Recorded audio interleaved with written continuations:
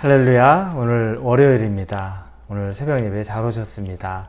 우리 같이 기도하고 하나님 앞에 예배드립니다. 아버지 감사합니다. 한 주간을 또 시작합니다. 우리 각자의 일터에서 우리의 삶에서 새로운 시작을 할 때 이 아침에 하나님의 말씀으로 시작하게 하시고 또 하나님의 은혜 가운데 우리가 거할 수 있게 이끌어 주시니 감사합니다. 하나님의 말씀을 받을 때마다 하나님의 말씀이 살아있는 말씀 되어서 생명의 말씀이 되어서 하나님과 개인적인 관계를 갖는 시간 되도록 함께하여 주옵소서. 예수님의 이름으로 기도합니다. 아멘. 네, 우리 오늘부터는 우리 디모데전서 말씀을 보도록 하겠습니다.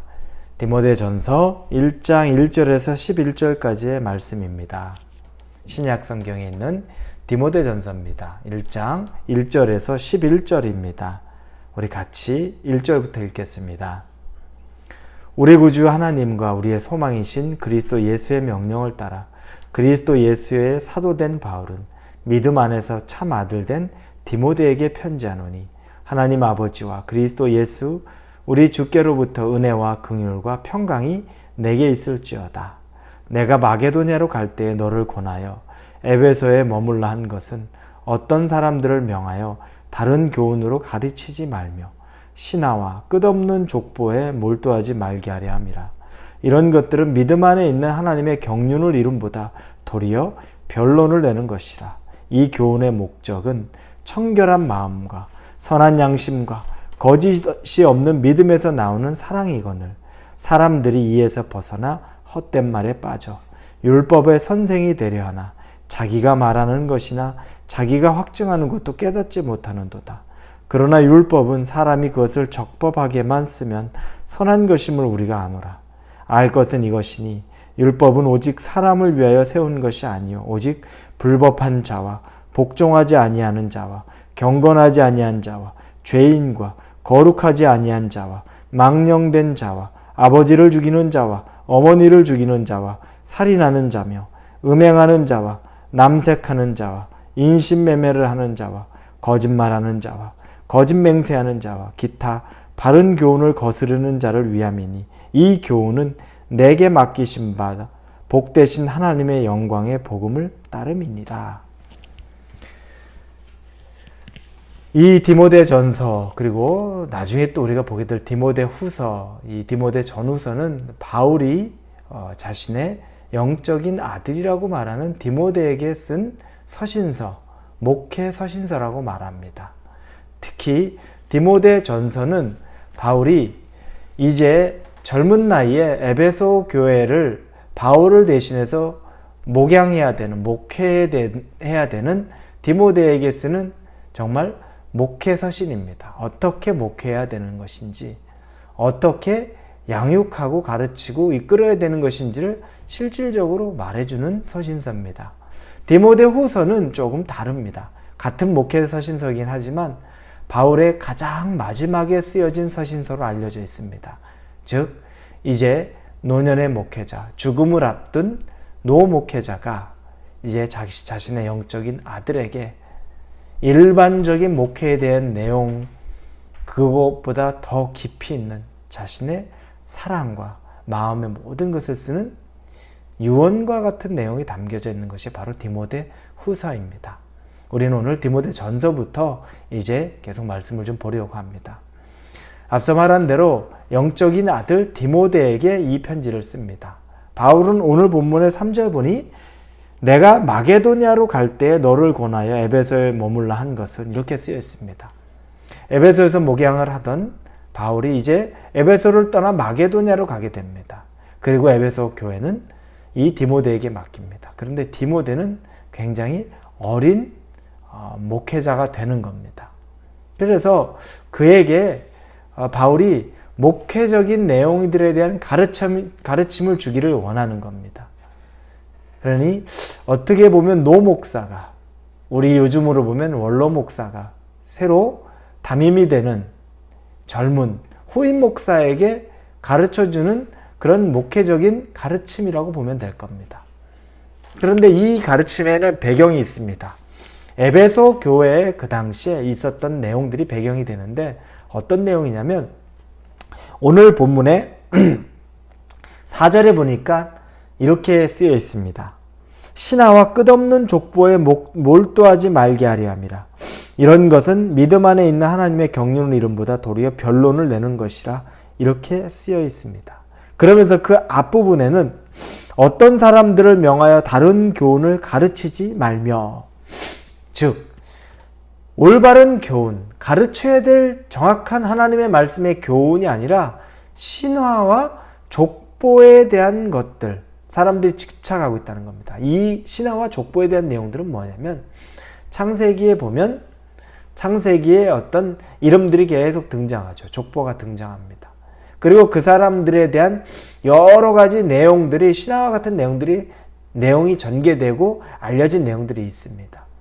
그런 것의 가르침이 이 에베소 교회 안에 팽배해져 있는 것이 그런 것들에 대한 가르침과 그런 것들에 대한 어떤 욕구와 그런 것들에 대한 배움, 이런 것들이 팽배해 있었다는 겁니다.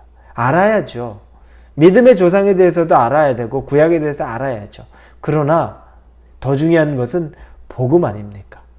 예수님이 오셔서 예수님이 이후에 그분이 누구를 위해 죽고 왜 이 땅에 오셨고 왜 죽어야 하고 부활하시고 그리고 다시 승천하셨는지, 그거보다 더 중요한 건 없습니다. 이 새로운 복음, 정말 복된 소식, 굿뉴스, 가스펠, 이것들에 초점을 맞춰야 되는데 사람들이 신화와 족보에 관심을 더 갖습니다. 이건 왜 그러냐면 이 내용들이 굉장히 지적인 것들을 자극하는 겁니다. 아, 그렇구나, 이런 내용이 있었구나, 이런 배경이 있었구나. 굉장히 그런 것들이 자극적인 가르침이고 사람들은 끝없이 거기에 대해서 많이 알고 많이 가르치고 많이 배우는 게 내가 굉장히 똑똑해지고 있다는 느낌을 드는 것이고 내가 지금 굉장히 많은 지혜와 지식을 갖고 있다는 착각이 들 만한 그런 것들이라는 겁니다. 굉장히 조심해야 된다는 겁니다. 바울은 그걸 경계하죠. 그래서 바로 뒤에 진정한 교훈의 목적, 하나님의 말씀의 목적은 5절에 이 교훈의 목적은 청결한 마음과 선한 양심과 거짓이 없는 믿음에서 나오는 사랑이다. 청결한 마음과 선한 양심과 거짓이 없는 믿음에서 나오는 사랑. 이게 참 복음, 우리가 지금 배우고 가르쳐야 될 핵심인데 이것들을 비껴가서 신화와 족보, 지적인 관심, 욕구, 거기에 매여서는 안 된다는 겁니다. 여러분, 우리 교회에도 얼마나 이런 것들이 많이 있습니까? 제자훈련, 성경 공부, 이런 과정들 다 필요하고 중요합니다. 그러나 그 내용을 관통하는 것은 지적인 욕구를 채우는 것이 아닙니다. 영적으로 우리를 움직여서 내가 뭘 더 많이 알아서 예수님이 몇 세기에 무슨 일을 하셨고 그 당시에 어떤 것들 배경으로 알면 유익하고 좋습니다. 우리가 신학교 가면 그런 것들을 굉장히 많이 배웁니다. 그러나 그게 전부, 그게 핵심이 되어서는 안 되는 것이죠. 복음이라는 것.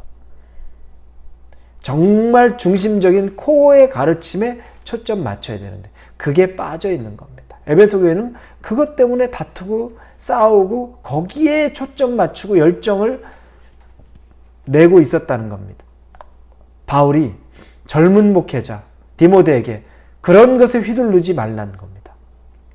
그런 사람들의 요구나 욕구나 가르침에 휘둘림 받지 말고 너는 중심을 잡아서 복음, 하나님의 말씀, 무엇이 참된 신앙인가? 무엇이 진짜 믿음의 사랑의 행위인가?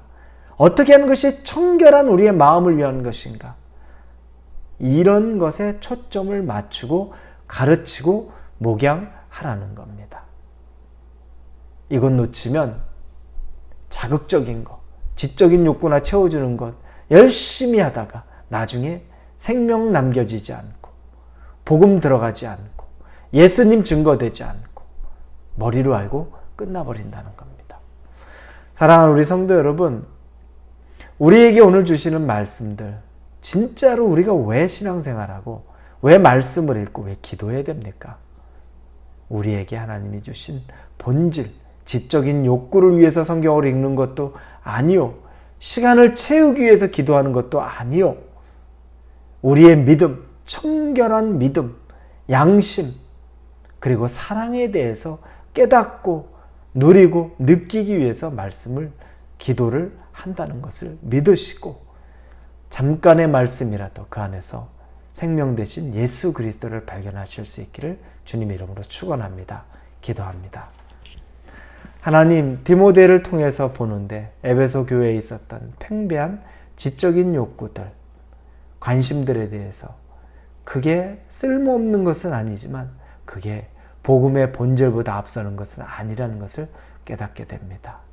예수님의 복음, 우리를 위해 죽으시고 살아나셔서 승천하신 그 이유, 그리고 우리가 왜 그 복음을 가슴에 간직하고 그리고 그것들을 다시 선포하고 살아야 되는지 늘 묵상하고 깨닫는 우리가 되도록 인도하여 주옵소서. 예수님의 이름으로 기도합니다. 아멘.